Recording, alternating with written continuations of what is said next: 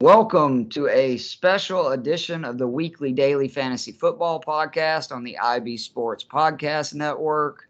Today, your host, Keith Fleming, and my good buddy, the man with the stats, Joe Matz, are going to cover running backs and tight ends in fantasy football drafts that we would target.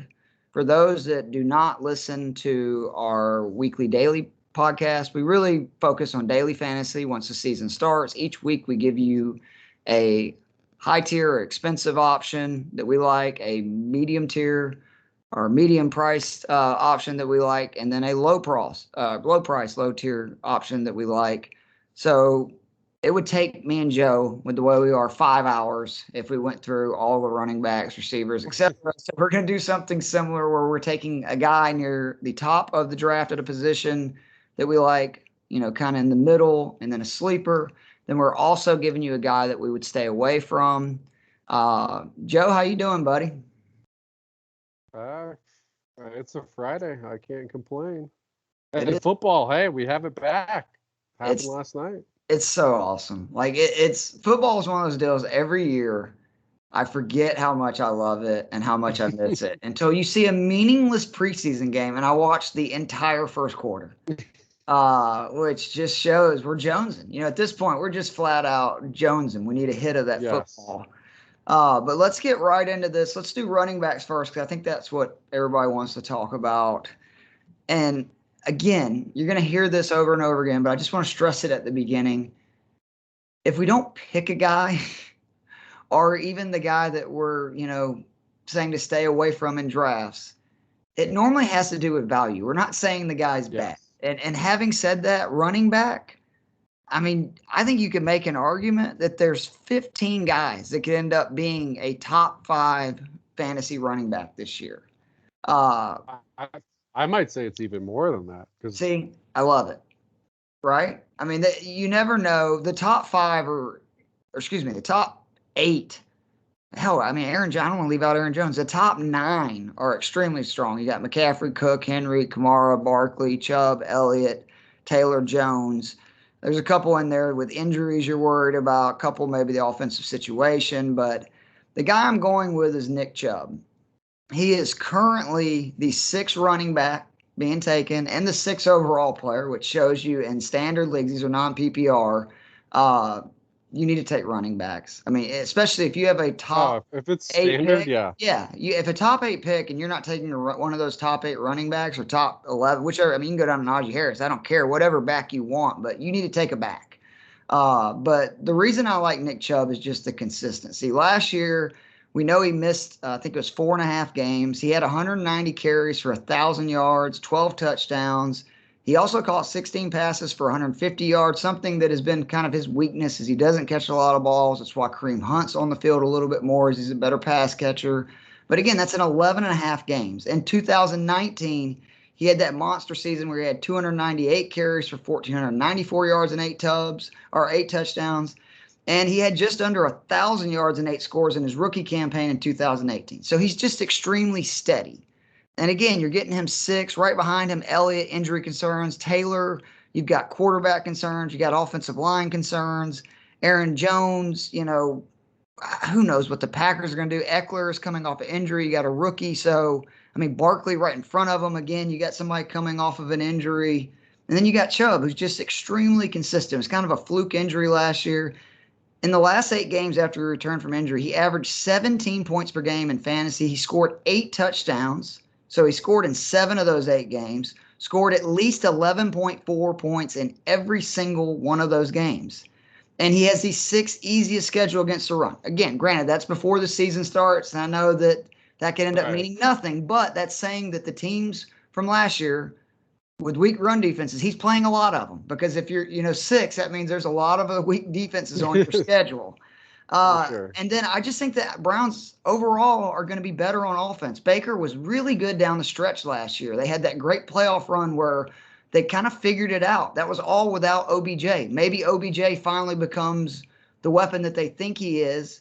And I just think they're going to be better in the air attack in general. That's going to open more lanes. He's going to be fresh because, I mean, I know some people look at Kareem Hunt as, well, he's a handcuff. I mean, I think that they both have value, but it doesn't mean that Nick Chubb is not going to be a stud. And Chubb proved down the stretch with Hunt getting plenty of carries, he can score a ton of points. So that's not an issue. And then, oh, by the way, he just got paid.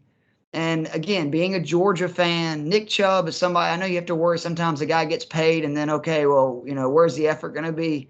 Nick Chubb is just somebody who wants to run that rock. He's had 2 injuries already. He's came back better than ever after them. You're now getting, I think, the second or third year from the ACL, or excuse me, it's been 3 full seasons since the ACL. They say sometimes with running backs that takes several years before it gets fully healthy. I just think for all these reasons, and again, he's going 6, and I think he has as much potential as anybody after the top 5 to be a top 5 running back. There's just a lot of value there. I'm high on the Browns, and I'm really high on Nick Chubb. He's the guy in that top tier class that I would look to draft. Yeah, I mean, with all due respect to, obviously Derrick Henry and then also Dalvin Cook, a number of other guys, Chubb might be the best pure runner in the NFL right now. He's absurdly productive on the ground. I think, like you said, PPR, you drop him behind a couple guys, right? Maybe, but if you're playing standard, I think he's top 5 for sure.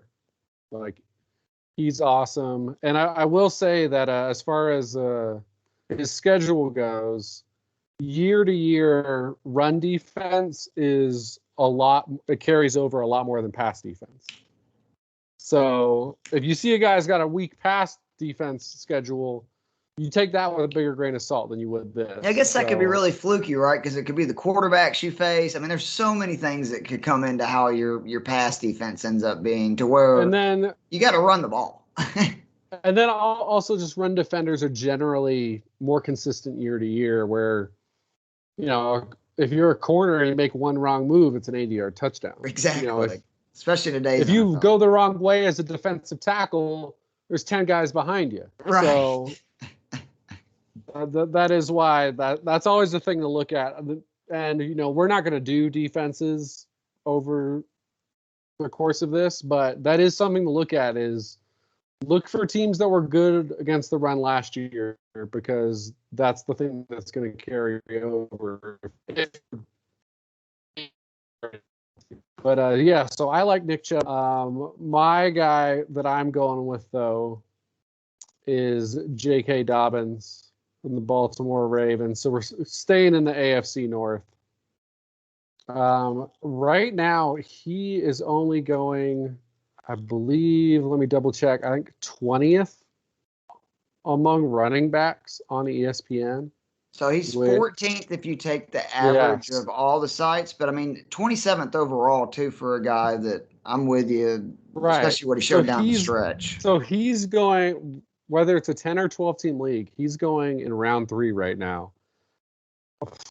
Man, I think if you're going standard, I think he's a top 10 back. PPR, I think he's at least top 15. Like, that's the reason why, when you mentioned, there's 15 guys who could end up being top 5, I'd say, it might be more, because depending on where you're looking, he's sometimes going outside the top 15. And I feel really strongly about him. He was my number 2 back coming out last year. Jonathan Taylor was my number 1, and he's, going even higher in drafts. So that's why I didn't go with Taylor. But shoot, I lost my tab here. All right, here we go. Yeah. So 2 years ago, Mark Ingram was in the exact same situation Dobbins is. He had Gus Edwards as his backup, Justin Hill's the third string guy. Ingram had 202 carries, 5 yards per carry in 15 games. And I think that's Dobbins' floor on the ground. Like, if 200 carries, 1,000 yards, that's the minimum I'm looking at with him. He had 6 yards per carry last year. And the Athletics, Casey Joyner, formerly of ESPN, he has yards per good blocking attempt. So when you get good blocking from the offensive line, how many yards per attempt do you average? Dobbins led the league with 11.5 yards per carry with good blocking. And the Ravens led the league in good blocking percentage. So you got the best guy when he has good blocking with the team that had the most good blocking. Football Outsiders wasn't quite as high, but they had them as the 8th best offensive line and adjusted line yards. So the opportunity's there.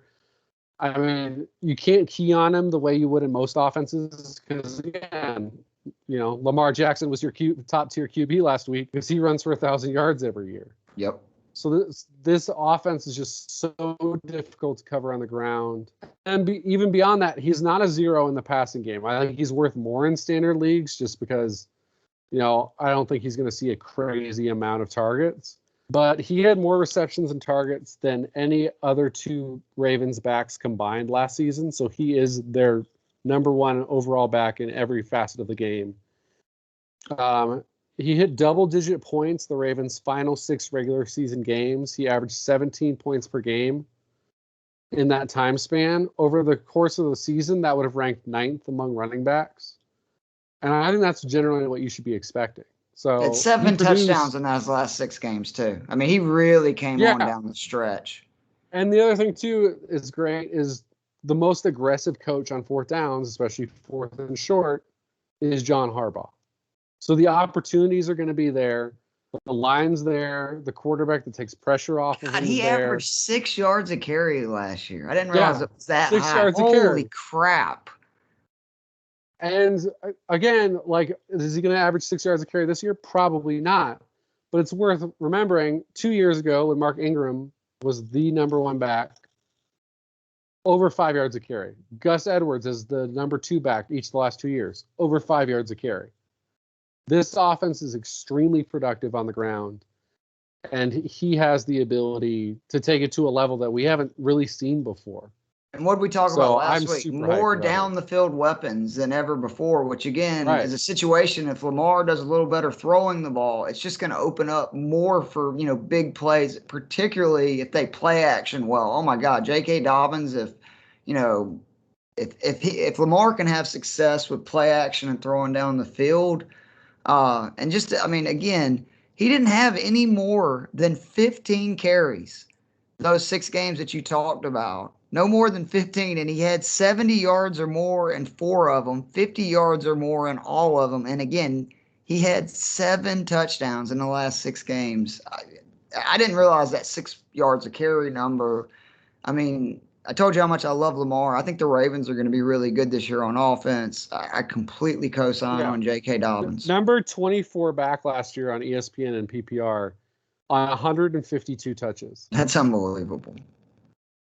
Really is. My middle tier guy is somebody that we both really use down the stretch. It's DeAndre Swift, who is kind of surprisingly right now around the 16th back taken, 28th overall. Another guy that is going, in the 3rd round, 10 or 12 player teams. And he was on my radar before the news broke this week that from one of the biggest sports writers in Detroit, that he is going to be the bell cow. Everything we had read is with Jamal Williams, it was going to be, kind of a split situation. And the reports are saying that even with the addition of Williams, it's almost like it's motivated Swift. He looks better than ever in camp. Last year he was doing stuff. Remember how he started his career? Let's start with that. In week 1, he had about as bad of a game as possible, including dropping a game-winning touchdown as time expired. Yeah, that was brutal. And then he was pretty much put on the back burner after that. And then from week 6 on, he scored 9 touchdowns. He averaged 12 points a game. If you don't include the game versus Indy, where he was banged up, he also averaged 4.5 targets per game. He caught 33 passes for 233 yards over the last 11 games. And with Goff, what is the one thing we know? You need to establish a run. He needs to play action. That is where Goff is at his best. Goff is not somebody that you're going to be able to drop him back and sling it. So that's going to mean they're going to establish a run. Swift is going to be the first option to do that. And again, Swift can catch passes. So let's say they get down early, which is very easy to believe. It's not like you just take Swift out. He's not one of those backs that at that point he doesn't have any value. You could argue his value goes up if you're throwing, because Swift is, one of those really talented backfield catchers. He did it at Georgia too, where he would take a 5-yard pass and turn it into a 60-yard touchdown. I think they're going to use Swift very similar to the way they used Gurley in Los Angeles. I really do. That was where Goff was at his best, right? Was when you had this explosive running back who could pick up big chunks both on the ground and in the passing game, which Swift can do. And that's, not just a coincidence. They're both Georgia backs. And again, I just think he's a good enough pass catcher where he's going to be an every down back. And yes, Jamal Williams is obviously going to cut into it, but Swift's not the kind of guy that's going to get 30 touches a game anyway.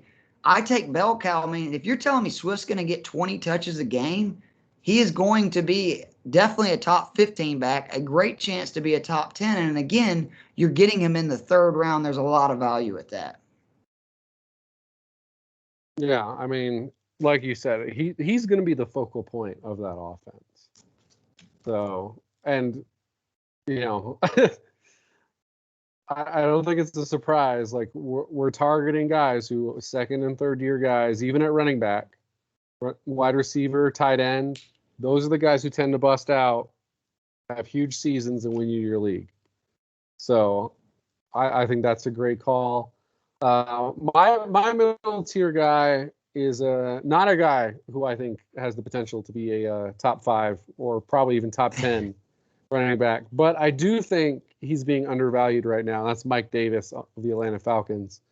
ESPN, he's currently running back 26. I know he's going a little higher in some other places, but generally he's going outside the top 20 among running backs. And in general, he's going like 7th, 8th, 9th round. It's worth mentioning he was the number 12 running back last year. Now, yeah, is that number boosted by injuries to some stars like Saquon? And then obviously Mike Davis took over because Christian McCaffrey got hurt. He got an opportunity, in fairness, though, and took advantage of it, which is what's going to happen this year in Atlanta. And it's worth mentioning, too, only saw 10-plus touches in 12 games because there were 4 games where McCaffrey was playing or he just didn't see a lot of action. And as we know, Arthur Smith, granted, Derrick Henry, totally different player, but Arthur Smith's not afraid to just ride with one guy and really pound the ball to that player. And, I mean, you're an Atlanta Falcons fan. Can you name the backup running backs right now? Brian Hill and Ito Smith, right? And then they drafted a guy, too. No, Brian Hill's gone. I can't remember where he is now. Ito's still there, right? He's not showing up on the ESPN depth chart. No, I can't. Who we got? I know we drafted a guy that I can't even remember. So according to ESPN's current depth chart, Quadri Olison, who I have no idea who that is. Me neither. Cordero Patterson and Javian Hawkins. So those are the guys. So this is not like, oh God, he might lose his job really quickly here. Mike Davis looks like, unless he just does terrible, he's the guy. So if you've got a guy who's the clear number 1 running back and an offense that I think we both think is going to be pretty good.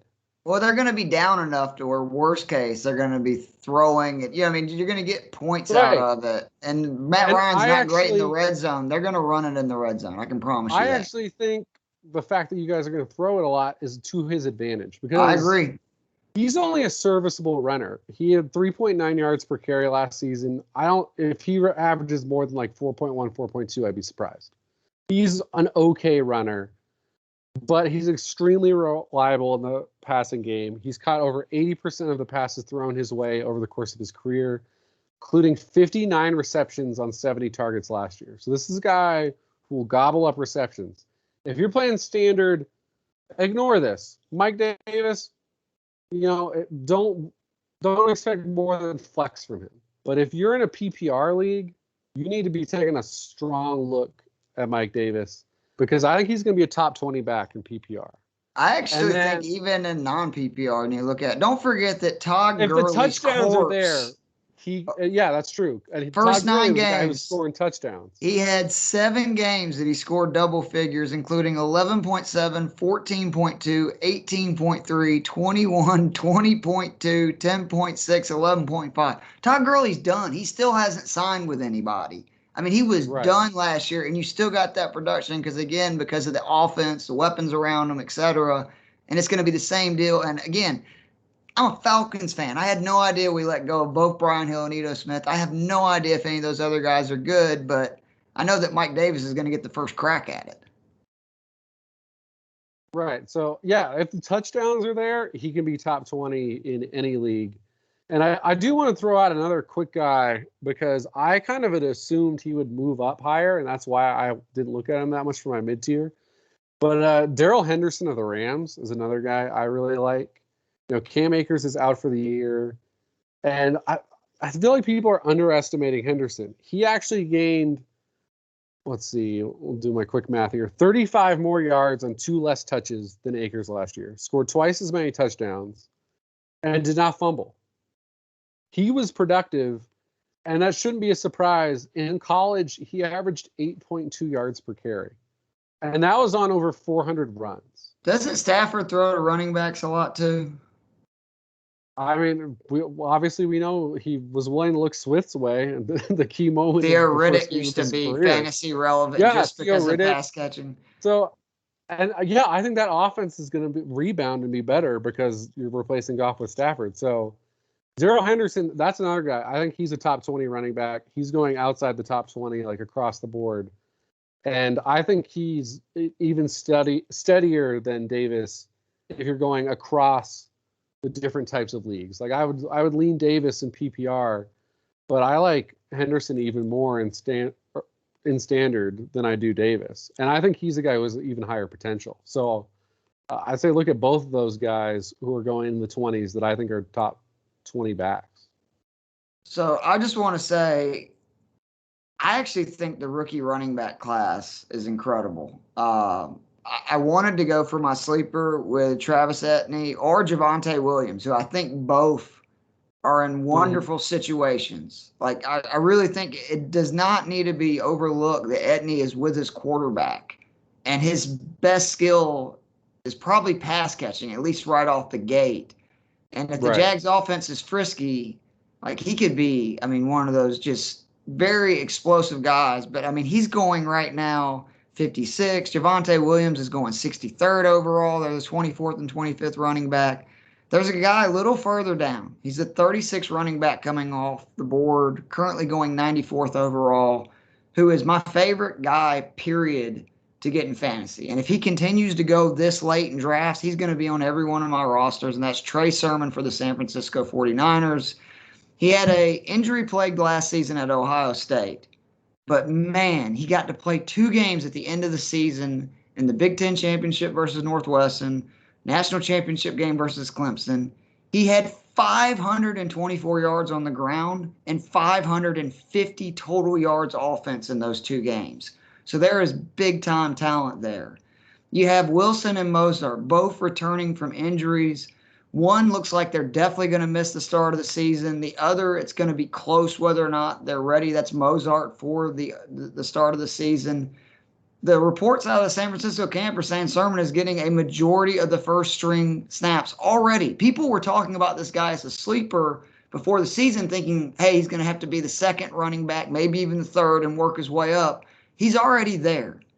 And then you have to look at the fact that neither of those guys are really 3-down backs. I mean, they're not. They were used as 3-down backs just because of the litany of injuries that the Niners have had at running back the last few years, and the fact they just really didn't have any other options. But they traded up in the 3rd round to get this guy. So they have capital invested in him. And I just want to remind you what some running backs have done under Shanahan. And this is not even going way back. This is just the last few years. Again, Wilson, Mozart, I don't think they would be guys that other teams would be lining up to sign if they were free agents. Last year, Wilson had 126 carries for 600 yards, averaged 4.8 carries. Mozart had 104 for 521, averaged 5 yards per carry. The year before, Mozart had 137 carries for 772 yards, 5.6 yards per carry. Matt Breida, who is a guy that has done nothing everywhere else he's been, he had 126 carries for 623 yards, averaged 5.1 yards per carry. Tevin Coleman in 2018, who has proven he is not a featured back. He had 167 carries for 800 yards, averaged almost 4.8 yards per carry. Devontae Freeman in 2017 had his best yards per carry season, 196 carries, 865 yards, 4.4 yards per carry. The bottom line is Shanahan gets running backs. They run that zone run game, and he's as good as anybody of scheming, basically rushing yards. He schemes rushing yards. And Trey Sermon is a true running back. Like, he's not, like, I know that he's leaned more into these speed guys, which Trey Sermon is not a speedster. But I think if you look at the way Mozart ran when they made that deep run, it was more physical, right? And that was when they were at their most effective. And I think that Trey Sermon being kind of that physical in between the tackle zone runner is what's going to make the Niners offense the best. Obviously, he has some injury concerns because he got injured. He missed most of the season. He had those unbelievable 2 games, and then he got injured early in the Alabama game. So, I mean, I can't say that there's not injury concerns, but if you're telling me I can get a guy that could be the bell cow for what I think we all agree is going to be one of the best offenses in the league. I mean, the 49ers offense was good last year with literally every player they have at every position injured. They've got almost everybody coming back. And again, this guy is going almost 100th, 94th overall. There's 35 running backs going in front of him. I love Trey Sermon. He's my sleeper. Yeah, you've been on him since we first started talking about this stuff, and the hype has only grown since then. Yeah, and I wish people would stop, hyping him up, because I want to be able to get him, when I want to get him, which is around what he's going now. I will say that in 2-3 weeks, especially if he keeps taking first snaps, it's probably going to be 2 full rounds earlier, but I still think it's worth taking him then. Yeah, because the hype has not caught up in ADP yet. Like, there's still, like you said, isn't he going in the 40s, you said? You talking about for as a running back? He's a 36 running back, 36 94th running back. So if he ends up being the number 1 back in San Francisco, which all signs are pointing to he will be, he's at minimum top 25. Yep. I was going to say top 20. If he plays, if he stays healthy, he's going to be top 20, what the Niners do. Right. Like I just said, Mozart and Wilson last year averaged 5.5 yards per carry and had over 1,000 yards, and neither one of them had more than 130 carries. Yeah, so the potential's there, and yeah, even if your draft is a week or 2 from now, you're probably still going to have good value on Trey Sermon. So my final guy is not a guy who's going to win his job, which is why he's a deep cut here, and that's Darrynton Evans, because he is on the Tennessee Titans. Obviously, he will not be overtaking Derrick Henry in the depth chart. He's currently the 58th running back on ESPN's ADP, so depending on your league, he might not even be getting drafted. But he's the handcuff of the guy who's carried the ball nearly 800 times over the regular season and playoffs over the last 2 seasons. No one's seen the workload Derrick Henry has. Granted, obviously, he's a mountain of a human being. We've all probably seen that picture of him next to Mark Ingram at this point. He's insane. He's like the modern day Earl Campbell. But even Earl Campbell broke down eventually. When you're taking this many carries in this short a time, it's just dangerous. Like, so especially if you're an owner of Derrick Henry, grab Darrynton Evans round 14. Put $1 on him in your auction draft. Like, get this guy just in case. Because people are sleeping on him in part because he was injured all of last season. He only had 16 touches the entire year. But they took him in the 3rd round. That's not a throwaway pick they used on this guy. He's a really explosive athlete. His 10-yard split in the 40 is in the 97th percentile of running back, so he gets off the line quick. His broad jump was 88th percentile, 4.4 140. Only Jonathan Taylor ran faster among running backs 2 years ago. So he's a crazy athlete. But, there are guys who are crazy athletes who don't know what they're doing when they get the ball. He's not one of those guys. 6 yards a carry in college, multiple 1,000-yard seasons. The Titans have been using him at wide receiver occasionally in camp, so I think they are working on getting him more involved into the offense even if Derrick Henry is healthy and out there. So he's a guy who, there's a chance if you can keep him on your team if he's getting those receptions. Because obviously sometimes you get these handcuffs, they're not getting any action. It's hard to hold on to them. And then your guy goes down and you're pissed because you cut this guy 2 weeks ago. So if he's getting those receptions, that way there's that chance where if you have to use him in a flex, maybe he has a few catches, he scores a touchdown, you're okay. But his primary value, again, though, is no one gets more carries than Derrick Henry, which means he's slightly more likely to get hurt than anyone else. Well, I was going to say, you do it 3 years in a row, too, with the kind of Yeah. carries. The drop-off then, is drastic. I hope that they realize that. Like, you need to, if you want him to be, more than just a 2-3 year flash in the pan, you can't keep running him like you are. And if he gets hurt, that's so many carries that are up for grabs. God, yeah. I don't think Evans, he's just over 200 pounds. He's not a guy who's going to tote the rock 20 times a game. But when you're losing 20 carries and he gets 60% of those, and then you throw in a few receptions, that's good. That's a lot of good opportunity in an offense that I expect to, even with the loss of Arthur Smith, that you add Julio, I think it's still going to be a minimum and above average offense. So I think you're looking in that last round before you draft your kicker and before you draft your defense. Take a good look at Evans, and especially if you're a Derrick Henry owner, I think he's a must-have if you're a Derrick Henry owner, unless you're just someone who likes to roll the dice and not handcuff guys. And I think that you could make a statement with the changeover at tight end and stuff that there's a chance that he could end up getting some of those receptions on, third and short. Yeah, exactly. Third and medium, which is even, more of a thing. All right, quickly to go over the running backs that we would avoid. I just want to say this has everything to do just with he's coming off an injury. He's had a couple injuries. I'm sorry because you're wearing a Giants hat, but it's Saquon Barkley. He's going fifth. He's going fifth. And it's like, that's what I don't understand. I know there's tremendous upside, but he's going one pick after Kamara, and he's going in front of Chubb. He's going in front of, Jones, Taylor, guys that I think it's more safe. I mean, even Elliott, if Dak is back, I think is more of a safe play because you also have to worry about, I actually think that Danny Dimes is going to take a step forward, but if he doesn't, it's just going to be a bunch of attention on Barkley. Anyway, we saw this last year when he played, and it's just, again, only him going fifth is what scares me. Now, if you're telling me he's available 7th, 8th, I would definitely take him. He would be my absolute pick because the upside of that position I think is a lot higher than other guys.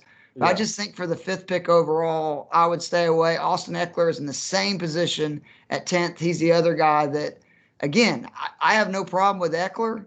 Actually, Mixon's in the same boat too, but it's got to be a little bit below where they're going right now. I mean, Eckler's the 15th guy overall. I need to see Eckler finish a season, as being the main back, and it's kind of the same thing with Barkley. It's funny because you and I will usually text each other what we're thinking for the guys that we're picking as our actual we're staking our flag. This guy's gonna be good. We have not discussed either week who are the guys we're fading are. And just like last week with DK Metcalf, we agree on Saquon Barkley. It pains me, obviously, as a Giants fan. It especially pains me because we took him with the number 2 overall pick, but that's a whole nother story. So just to throw in a couple things here, like you said, he's missed games 2 out of his 3 seasons. He's coming off a major injury. You and I are generally buying on Daniel Jones moving forward, and the team added weapons to try to make sure teams can just load up in the box. But Kenny Galladay's already hurt. So far it seems they're optimistic he'll be fine and probably suit up week 1, but he's already banged up. There's no guarantee Saquon at this point is going to be playing week 1. So if you're drafting and you don't have that guarantee, I don't understand how you can be taking him 5th or 6th. If you don't know that he won't suit up week 1. And then the offensive line, the one thing that's really keeping me from buying in on this team, well, besides Jason Garrett, we're starting 3 guys who are going to be in their 2nd seasons in the NFL. A 4th starter is in his 3rd season and only his 2nd season playing center. This is the least experienced offensive line in the National Football League. PFF ranked the Giants dead last in their preseason offensive line rankings. Jason Garrett, 31st in pre-snap motion last season. He's not disguising plays very well. I wish so badly that he had been fired. Ask the Falcons how that worked out for him last year, where they were in that, that range, and we had a problem all year getting any rushing yards. And like what you said, it led to a ton of second and longs, and Ryan's numbers were bad, on second down because of it. And Saquon Barkley started last season perfectly healthy. The 19 carries he had before he went down, he gained 34 yards. He was getting, I think his yards per attempt, pre-contact, was -1. Well, it looked like there was 9 guys in the backfield. Yeah, the minute he got the ball. Now, there's a chance that all these young guys improve. This isn't a bunch of journeyman linemen. It's young players who could improve. Maybe the line gels. It all works out. He's a top 5 back. Awesome. I hope that happens.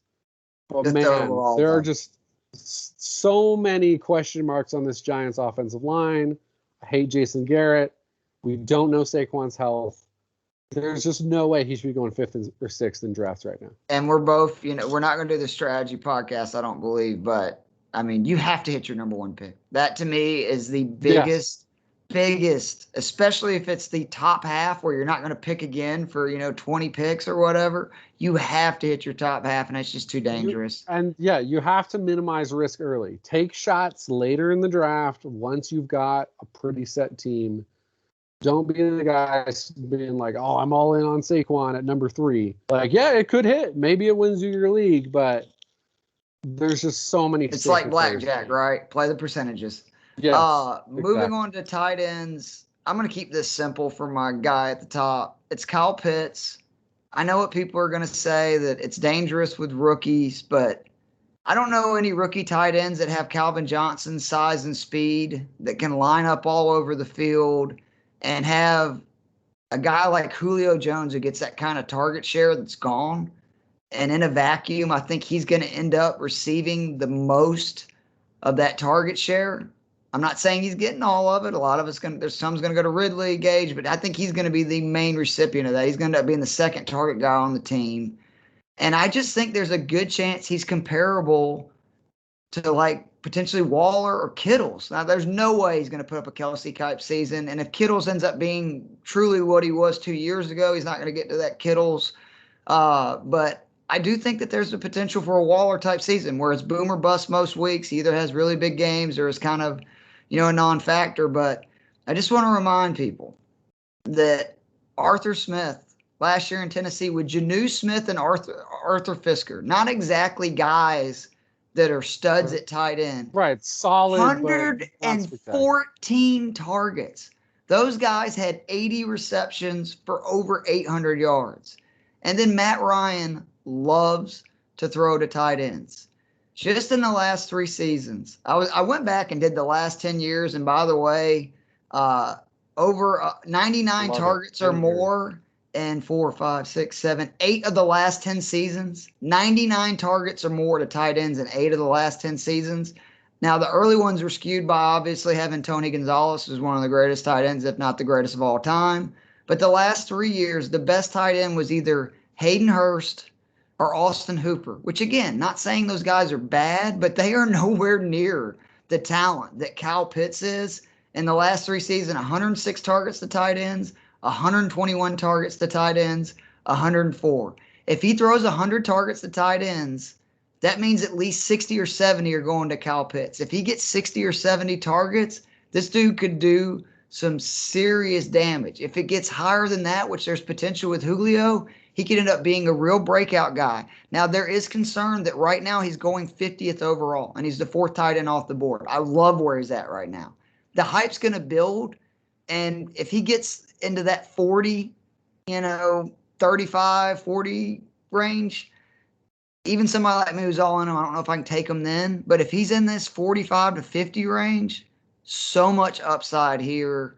And, you basically could be getting another wide receiver at tight end, which we all know that's huge. And normally you have to spend a 1st, 2nd, or 3rd round pick to do it.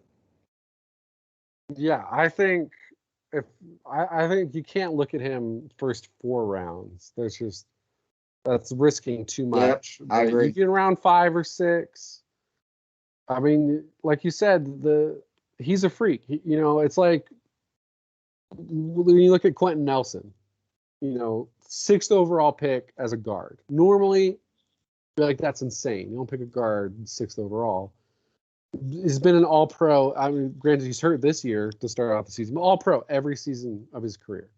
Now, obviously, we're not saying that's going to happen here because Travis Kelce, Kittle, Waller exist, so it's all-pros pretty tough to get. But as much as I, like we just said, minimize risk, I'm going to actually get into it when I talk about why I think this guy should go ahead of him. But as much as there is risk with taking rookie tight ends, if someone can beat it, it's him. And especially, I think, in that offense, like you said. But my top tier tight end I'm looking at is TJ Hawkinson. This one's pretty simple. He's a former top 10 draft pick, 8th overall 2 years ago. He's entering his 3rd season, so he's got some game under him. He's the number 1 receiving option on the Lions. We've talked before about the Lions depth chart. I don't have it in front of me right now, but it's journeyman wide receivers. Everybody's gone. Amon-Ra, St. Brown. Everybody's gone from last year. Yep. Yeah, Marvin Jones is in Jacksonville. Kenny Galladay's in New York. All the top guys are gone. He is the number 1 receiving option in this offense. And he was the number 5 tight end last year when that wasn't always the case, where Kenny Galladay played some games. Marvin Jones was there the whole year. And in case you just need a little bonus, his head coach is a former tight end. They're not going to forget about the tight end. So he's the number 5 tight end overall last year. Granted, Goff's not as good as Stafford. That's fine. It's a downgrade. I'll give you that. But everything else is pointing to he should be as good or better this season. And he's the number 6 tight end right now. He's going, again, number 5 tight end last year, number 6 tight end right now.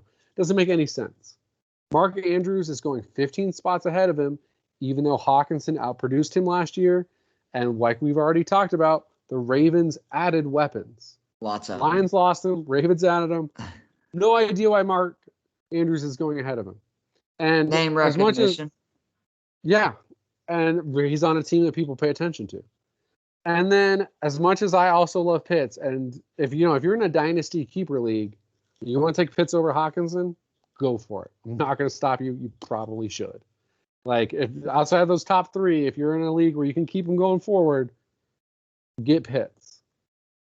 But if I'm in a league where it's just 1 year, and I've got Hawkinson or Pitts, as much as I am with you on all the stuff where like Pitts has sky high potential, 6 tight ends in league history, 6 rookie tight ends have broken 700 yards. 3 have broken 60 receptions. He's going to break it. It's extremely rare. I think it probably happens, but we're just saying here, though, that 60 receptions for 700 yards is something that's happened 3 times ever for a rookie tight end. So if you're telling me, and then Hayden Hurst is still there. Like you mentioned to me beforehand, probably going to run a lot of double tight. I mean, you should if you have both of those guys. But if you're telling me 3 guys ever have done this, and I'm betting on this guy being the 4th, or I can take TJ Hawkinson, who already was a top 5 tight end last year, and is in a situation where he should do even more this year, take TJ Hawkinson. What's he going dynasty, overall? Let me pull it up. I think it was like low 60s. I think he was 61st. Yeah, if you're telling me that I can get him a whole round later, that I mean, it is. It's just it's a better pick. I mean, obviously, I don't think he has quite as much of the upside, only because we don't know how they're going to use Pitts. If they end up using him on the outside a lot, what kind of routes he's going to run. But it's just going to be a steadier pick. And again, safe picks, particularly when you're filling out your lineup early, usually is what ends up to loaded teams. It's usually the guy that you're like seeing them drafting players and they're going, oh, okay, okay, okay. And the next thing you know, you look like week 3 and you're like, God almighty, this guy's killing Yeah. everybody. It's because everybody on And the roster scoring and 10 again, points a even game. though, he's not Kyle Pitts because Kyle Pitts is like the freak tight end prospect of all time. I mean, he's Again, literally built and runs like Calvin Johnson, which is but just again, TJ terrifying. Hawkinson was the number 8 overall pick. Yeah, he's This a was big a guy dude. where people were like, this is a potential all-pro tight Yep, end with the draft. absolutely. Otherwise, you don't take a guy that high at tight end. So to me, if it's a one-off, you're only drafting for this year, take the safer guy who's the number 1 option in his offense. All right, so my middle tier guy, and again, this will be even shorter. We love Logan Thomas. Man, did he really turn on the down the stretch, which gives me even more confidence. He ended up the season getting 110 targets, 72 receptions, 670 yards, 6 touchdowns. Unbelievable season if you drafted him. I mean, what a steal. He was basically probably one of your last picks. But what's more impressive is the last 6 games, and this was when Washington was playing at their best, which is the other thing I like about it, was they had success. They had 2 running backs going. They had their star receiver. I mean, they had all their guys going, and Logan Thomas was still eating. He averaged 9.1 points per game over the final 6. That included a 4.3 point performance and a 6.3. So, I mean, he was scoring points down the stretch. He had 3 double-digit games. I just think that Fitzpatrick is an upgrade to what they had at quarterback last year. And again, yes, I know they've got a stud receiver. I know they got 2 backs that both can catch passes, but I just think he's going to get enough. And he is right now going 105th overall. He's the 9th tight end being taken. I think there's extreme value if you're going to be able to get him at that point again this year. Yeah, we obviously were we were literally early on the bandwagon, like a little too early.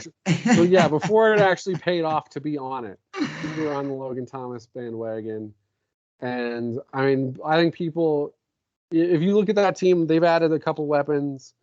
Will the volume still be there quite as high? Maybe not, but going from the QB play they had last year, which Dwayne Haskins was the worst quarterback in the NFL last year, and honestly, Alex Smith was not that I was gonna far say, it from wasn't being any better. the next worst. Like he was pretty terrible, and Ryan Fitzpatrick, lo and behold, he's in his like late 30s now. I think PFF, he's like right around over the last 3 seasons. If you combine him, he's like the number 15, 16 QB in the league. So you can expect league average play from Ryan Fitzpatrick. Week to week, it might, be highs and lows, but he's going to average out to be about a league average QB, and that's a massive upgrade in that offense. So my middle tier guy is Tyler Higbee of the Rams. This is the post-hype rebound. He was the number 7 tight end taken last year. He killed me. Massive disappointment for people, but I think there's a really good chance that he comes back this year. Gerald Everett is gone. Losing Jared Goff helps. Yeah, he upgraded a QB. The tight end that was taking up, Gerald Everett had 62 targets. Tyler Higbee had 60 last year. These guys were like splitting it down the middle. Everett's gone. That's not to say they're not going to do anything else with their other tight ends, but he now is in position to be the guy. And I'm just going to read through some splits. This is courtesy of Jake Seeley of The Athletic. He did a little breakdown here of Higbee the last 2 seasons, when Gerald Everett played versus when Gerald Everett did not play.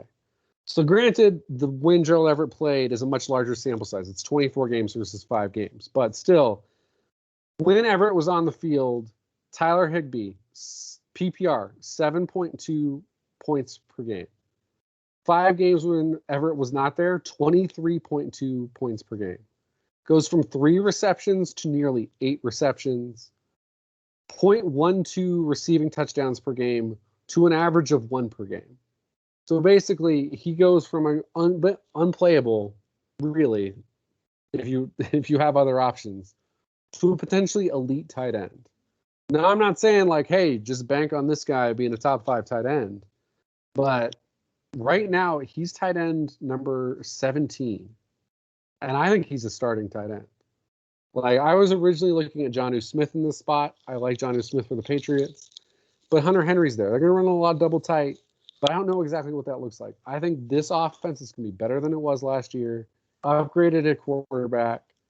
He's got more opportunity, and in the 5 games we saw him have real opportunity the last 2 years, he took off.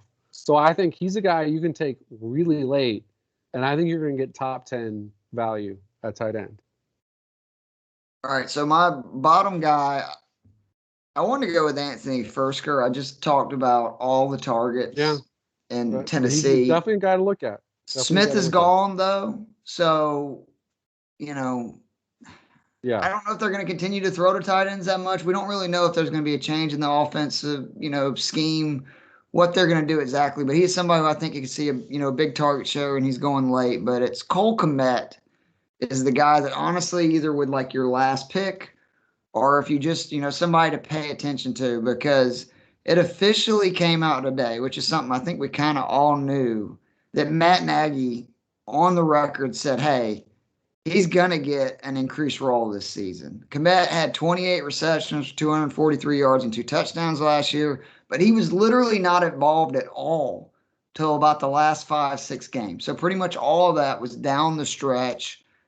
This is another team that there is a massive upgrade at quarterback, like especially when Fields get in there. I could see Cole Kmet being the kind of guy even with Andy Justin Dalton Fields out there. It should be an upgrade. And I just think that, again, second-year guy, a lot of talent. They drafted him relatively early in the draft, especially for a tight end. And now the coach is coming out on Wednesday saying you can go and expect to see an increased role. I'm not worried about Jimmy Graham being there. I think this is going to be Cole Kmet being the number 1 tight end, getting the number 1 targets. The Bears are another team that I think they could be frisky on offense, especially Fields is wowing people, like just wowing people. We talked about him last week and the quarterbacks you need to keep. Cole Kmet, we talked about obviously Robinson and Montgomery. The Bears' weapons are guys, especially that you can get at low value like Cole Kmet. I would be stacking up because I think Justin Fields is going to end up being the starter. He's going to end up wrecking the league, and that's going to mean guys that are right now not hyped and getting low value like Cole Kmet, who is currently going 240th. So, I mean, he's not even getting drafted in most leagues. He's a guy you can get. He's like, I think the 28 tight end overall taken right now. He's the guy that got in the low tier. Yeah. Like I went over earlier, rookie tight ends tend to generally not be productive. So it's really helpful to look at tight ends who are in that third season. They've adjusted to the NFL. They're ready to go. And I think Cole Kmet has a real chance to be that guy. My low-tier guy is also a second-year tight end. That's Adam Trautman for the New Orleans Saints. Trautman was my number 1 ranked tight end in the draft class of 2020. Granted, obviously, not the greatest tight end draft class. I think he would have been 3rd in this year's. He's a small school guy, so he's out of Dayton. So I think a lot of people, he's flying under the radar. But, he didn't play much last year. So I just want to give people a little overview of what he was grading out on PFF when they were looking at this tight end class. He had a 94.2 overall grade. Again, granted, at Dayton, but it was the highest overall grade in that draft class. He had a 94.3 receiving grade, highest in that draft class. He was 2nd in broken tackles among those tight ends. He was 2nd in deep yards, so that's passes 20 or more yards downfield. This is a really solid tight end, and Jared Cook is gone. That job is open, and before Drew Brees had a total noodle arm last year, Jared Cook was a productive guy in Sean Payton's offense. And, I'm assuming we're going to see Jameis Winston. If it's Taysom Hill, then take Cole Kmet. But if Jameis Winston is out there, it was split between Cameron Brate and OJ Howard. I was going to say, he had 2 guys that produced. He was not afraid to look for tight ends. He loves and throwing Sean over the Payton's middle. outside of Andy Reid, Sean Payton's as good of an offensive coach as there is in the NFL. So Adam Troutman's another guy. I think he's going around He's a that prick, 20th too. tight end range. Yeah, he's a prick. I don't like rooting for him. But he and Kmet, I think you look at both of those guys, pick one or the. If you want to wait at tight end, and if you don't get, honestly, my general strategy is, I want to wait on. If I'm not getting an elite tight end, I'm waiting a long time. I'm going to try and hit on one of those other guys, just because. I like Logan Thomas. I like Higbee, but to me, wait. If you can take your starting tight end and that guy ends up being a top tight end, you take him like round 13, 14, that adds so much value to your other picks because you've just loaded up at wide receiver and running back earlier. And I think at least one of these guys, I think is going to be a top 10, 12 tight end in Troutman and Kmet. So I think take a look at both, pay attention to what people are saying in camps, but these young tight ends have the chance to be a huge value to your team. All right, real quickly, because of course we've gone over. Yeah. The tight end I'm avoiding, Hunter Henry. He's going too early. It's just a deal where he's going too early. The last 4 seasons, he's finished in scoring 11th, 12th, 8th, and 15th. He had 93 targets last year, and he only turned that into 60 receptions for 600 yards and 4 touchdowns. He's going to New England where they're going to run a lot of 2 tight end. I get that. I think Jonnu Smith may end up being the more used of the two because I just think what he can do. Henry's getting old. He's had a ton of injuries. And again, it's not that I'm against Hunter Henry, but he is right now the 14th tight end off the board and 122nd pick. I would take Jonnu Smith before that. I would take Tyler Higbee. I'd take Irv Smith Jr. These are guys you can get 20 picks after him. I'd take that. You could, again, we talked about Troutman and Kmet.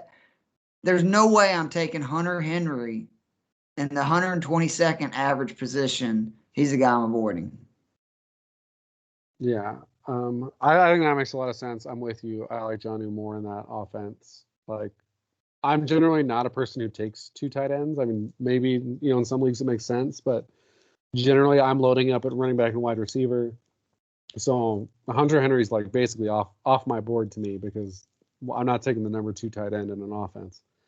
My guy, again, this is one that totally comes down to value, and it's Mark Andrews. Is Mark Andrews a really good tight end? Yeah, he is. But do I think it makes sense for him to go 15, 16 picks ahead of TJ Hawkinson? If you've listened to the rest of the podcast, I don't think that makes any sense. He's going 2 picks after Kyle Pitts and has none of the upside. Yeah, we've seen his best, and his best is good. He could give you 800 yards. He might give you 8 or 9 touchdowns. But, he's not going to join that top 3 in a way that I think Pitts and Hawkinson both have the potential to do. Like I said, they've added weapons. I think, he missed, I believe, 2 games last year. But my general guess is he's probably going to produce about the same. It's going to be 60 catches. It's going to be 700, maybe 800 yards, 7 or 8 touchdowns. He's going to be a good tight end. Do I feel that strongly he's going to be better than your middle tier, Logan Thomas? I don't. And I get Logan Thomas 20 or 30 picks later. So to me, Noah Fant has more upside, and you can get him 50 picks later. Especially if Teddy Bridgewater takes that job, I'll feel a little bit better there. So to me, unless you're taking those top 3 guys, obviously get them if you can. Love it. After that, I think you look at Hawkinson, you look at Pitts. Those are the 2 guys where I can easily imagine. You would take Kittles and Waller real quickly because I know we ran over, but you would take Kittles and Waller in the 2nd, 3rd round because Kelsey, I agree with you. I mean, he's proven time and again. Obviously. I do worry about Kittles and Waller with some of the receivers that are going to be out there. Maybe getting a second running back there. Yeah, I worry about taking both of them where they're going because they're going 25th and 29th overall. Yeah, I mean, the thing though is the value drop. I mean, potentially again, we've mentioned Hawkinson, Pitts ad nauseum. Maybe they close the gap. There's 5 really good tight ends this year. But in general, last few years, there's 3 or 4 tight ends that are way above everybody else. And then the drop off from let's say 4 to 6 is usually like bigger than the drop off from like 6 to 10. So I just think Actually, I'm sorry. I just saw Waller had 117 and 145 targets the last 2 years. Never mind. Yeah, no, I remember there were times last year where I was like, this guy's getting like legit number 1 wide receiver targets. Disregard that. You're right. Kittle, I'd be a little more worried about because he's also had injury concerns. Yeah, but remember the year that he had the year before. So no, but yeah, those 3 guys, I think it makes sense. Now, obviously, if you're taking them like 15 and it's not Kelsey, then you've gone too far. Exactly. But if you're at the back end of the second round, start of the third round, that makes sense for those guys. After that, like I said, we think Hockenson and Pitts potential to join those guys. I don't think Mark Andrews has that. Don't be taking him in the 4th round. Wait for Fant. Wait for Logan Thomas. Like I said, I think you can get Higbee at the very end of your draft. You can get one of those second-year tight ends at the end of the draft. I just think the value makes so much more sense to wait than to take Mark Andrews in the 4th or 5th round. Robert Tonyan's had 90 targets the last 2 years. He's 113th overall. There's plenty of options. Although I will say with Tonyan, definitely do not expect the same touchdown production as last season. I think that was pretty fluky because what did he have, like 10 or 12 touchdowns? I actually don't think it ended up being that much because I just looked at it. Oh no, it was 11. Yeah, he had 11 touchdowns on 59 targets last season. So, what was more insane was he had 52 receptions on 59 targets. How the hell do you not throw it to him more? 88% catch rate, which is not repeatable. So I like Tonyan. I like waiting for him more than I like Mark Andrews, but I would take like Noah Fant, Logan Thomas, definitely before I would take Robert Tonyan. So I think this is going to be the last preview podcast that we do. In the group, like, don't ever be afraid to put a post. Don't ever be afraid to reach out to us and message us. Yeah. You can ask us about anybody. We will be happy to answer it. Seriously, like, this is what we do. Me and Joe love talking this stuff. We could potentially, that could be our one final podcast, maybe, is just do a mailbag. Yeah, I like it. If we can get enough questions. Oh, I think we can. Again, just real quickly, IB Sports Podcast Network. You can find it on iTunes, Spotify, and Anchor. We'd really appreciate it if you'd subscribe, rate, review, and share it. But for Keith Fleming, Joe Matz, it's been the weekly daily fantasy football podcast covering